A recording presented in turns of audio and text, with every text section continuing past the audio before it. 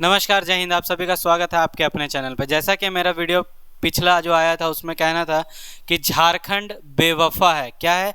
झारखंड बेवफा है।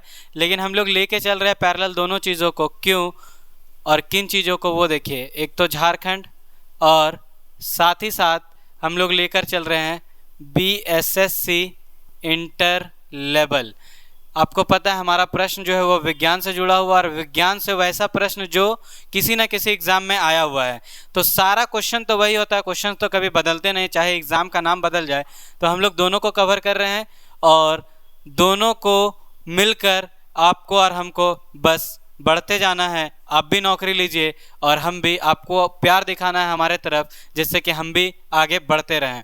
अब जो है पहला क्वेश्चन उस सिलसिले में हमारा क्या है, प्रकाश में 7 रंग होते हैं। आप सभी को पता है सूर्य की रोशनी वाइट कलर की होती है, सफ़ेद कलर की, और वो जो है 7 कलर का, 7 रंग का आपका एक समूह है, बोल सकते हैं 7 कलर उसमें मिला हुआ होता है।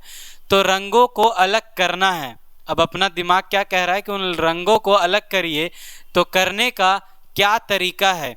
तो आपको पता होगा वाइट कलर प्रकाश का, सूर्य का बोल सकते हैं, जो कि आ रहा है इस तरह से, और वो जैसे ही हम लोग पास करेंगे एक त्रिकोणीय प्रिज्म से, इस तरह से आया वाइट लाइट, जैसे ही इसमें टकराया और आगे बढ़ेगा तो ये टूटते हुए आगे बढ़ता है और बाहर निकलेगा तो 7 रंग बिरंगा कलर में ये बाहर निकलते दिखता है, जिसको कि हम लोग बोलते क्या हैं? तो याद रखिएगा VIBGYOR, यानी कि विवियोर।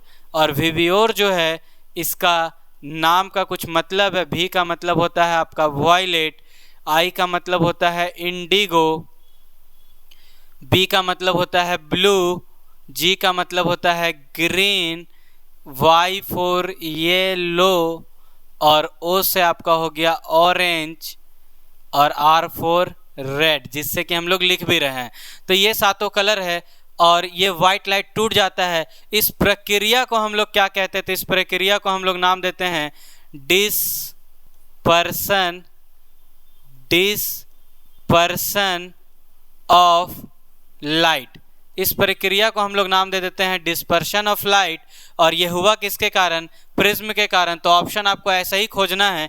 तो जब हम लोग ऑप्शन को पढ़ना शुरू किए तो पहला ऑप्शन है, एक प्रिज्म से रंगों को अलग अलग किया जा सकता है। तो सही बात है, उसके बारे में तो हम लोग इतना अभी ज्ञान ले लिए। उसके बाद फिल्टर से रंगों को अलग अलग, तो फिल्टर से तो कर नहीं सकते हैं। पौधों से रंगों को अलग अलग तो नहीं कर सकते हैं। रंगों को अलग अलग नहीं किया जा सकता, तो क्यों नहीं किया जा सकता है? Nothing is impossible. आपको पता है जिसको चाह लो वो अपना, तो कुछ यहाँ पे इम्पॉसिबल नहीं है। तो ऐसा ऑप्शन सिर्फ ए फॉलो कर रहा है, तो आपको बस बोलना है option number A is the correct answer. अगला प्रश्न जो हमारा है उसके और बढ़ते हैं। अगला प्रश्न हमारा है प्रश्न संख्या 20। कहता क्या है? आइंस्टीन चचा को कौन नहीं जानता है? इनका बहुत ही फेमस इक्वेशन है और आपने फिजिक्स वाला देखा होगा, तो यही इक्वेशन से वो आज इतना दूर निकल आए हैं। वो इक्वेशन क्या था? E is equals to mc²। E for energy, energy किस में? तो फोटोन में, लाइट में, और M फॉर द्रव्यमान, मास, और C जो है वो बाबू वेलोसिटी ऑफ लाइट हो जाता है। तो आपसे हम जानना चाहेंगे कि velocity of light in vacuum होता कितना है? तो ये होता है, चलिए मैं ही बता दूं, होता है ये 3 × 10⁸ मीटर पर सेकेंड। बहुत बार पूछा गया है, तो 3 × 10⁸ मीटर पर सेकेंड वेलोसिटी ऑफ लाइट। और यही आज फिजिक्स वाला को फिजिक्स वाला बना दिया इक्वेशन। अब इसमें हम लोगों का क्वेश्चन कहाँ है? तो हम लोगों का क्वेश्चन आइंस्टीन चचा से रिलेटेड था कि आइंस्टीन को नोबेल प्राइज़ किस कार्य के लिए मिला? तो आइंस्टीन को नोबेल प्राइज़ जो मिला था ना, वो थोड़ा सटकेल, बोलते हैं ना कि पागल टाइप का, और साइंटिस्ट जनरली होते हैं, थोड़ा लगेगा आपको कि पागल, लेकिन वो बहुत ही कारगर। आइंस्टीन चचा किए क्या कि ये एक मेटल का शीट है, इसके ऊपर जो है लाइट आया, और लाइट जैसे ही इसके ऊपर आए, जिसको हम लोग hν बोलते हैं, तो यहाँ से इलेक्ट्रॉन्स जो है वो इजेक्ट होने लगा, बाहर आने लगा। इसी प्रक्रिया को हम लोग नाम देते हैं फोटो इलेक्ट्रिक इफेक्ट।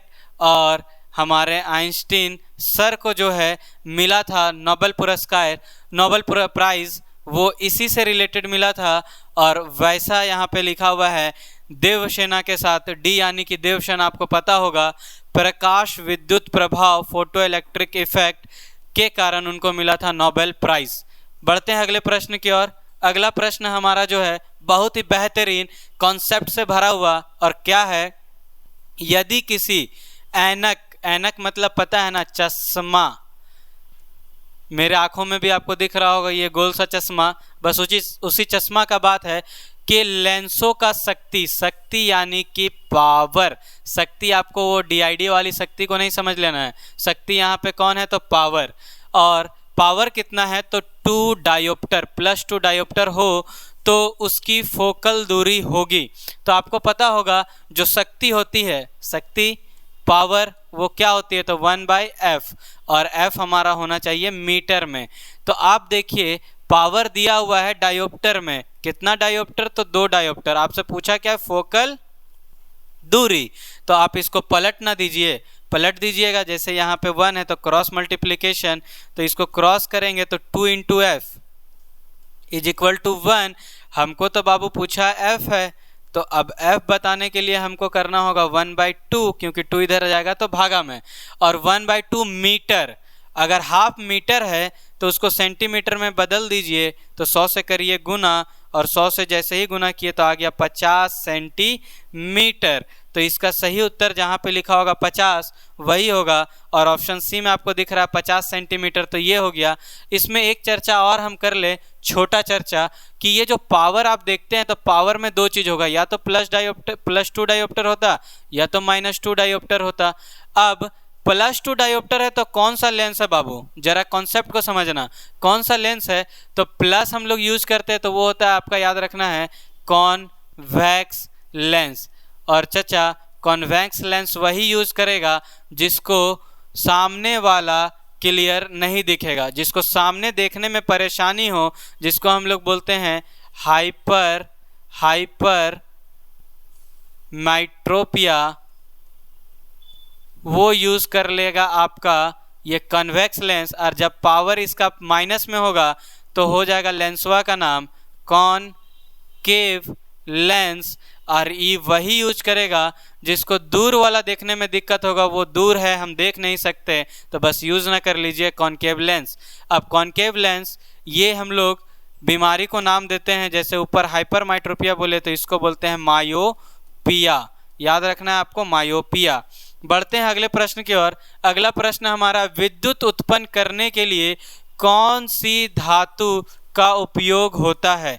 विद्युत उत्पन्न करने के लिए, इलेक्ट्रिसिटी जनरेट करने के लिए कौन सा धातु का उपयोग करेंगे, तो हम लोग देखेंगे जैसे, तो तुरंत सोचेंगे क्या कि लोहा हो सकता था, तांबा हो सकता था, एल्युमिनियम भी हो सकता था।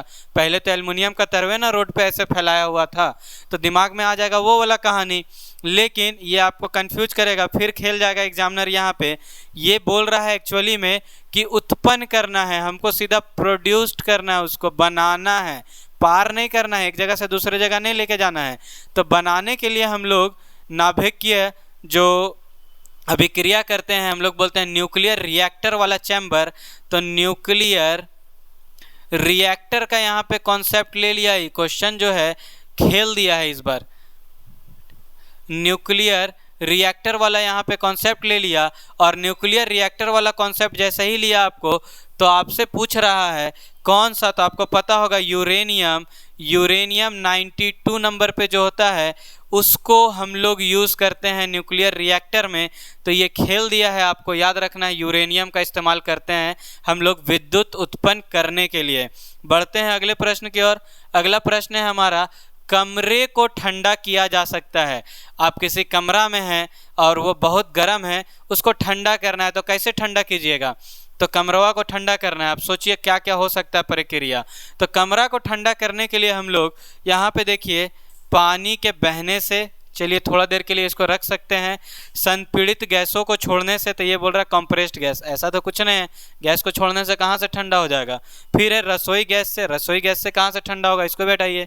ठोस को पिघलाने से, ठोस मतलब यहाँ पे हम लोग आइस का एग्जाम्पल ले सकते हैं अगर प्रॉपरली लेना है तो ठोस को पिघलाने से, तो इसमें और ए नंबर पे थोड़ा हो गया अब कॉन्फ्लिक्ट कि चचा हम होंगे कि तुम, तो आप थोड़ा सोचिए।